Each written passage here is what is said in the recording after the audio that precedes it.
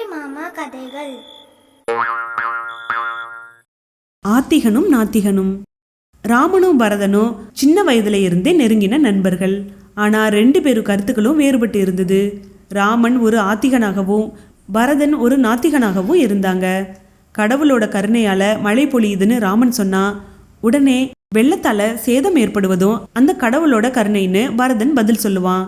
இயற்கை நமக்கு கொடுத்துள்ள தண்ணீர் காற்று எல்லாம் கடவுளோட கருணைன்னு ராமன் சொன்னா, பதிலுக்கு புயல் பூகம்பம் எல்லாம் அந்த கடவுளோட கருணைன்னு பரதன் பதில் சொல்லுவான்.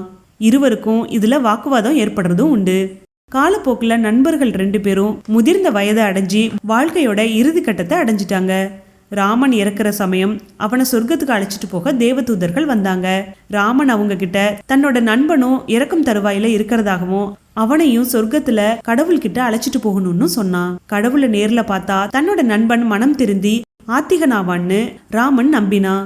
தேவதூதர்களும் அப்படியே செஞ்சோன பரதன் கடவுளை நேருக்கு நேர் பார்த்தான். கடவுள் பரதனை பார்த்து, நாத்திகனே, இப்பவாவது நீ என்ன நம்புறியான்னு கேட்டாரு.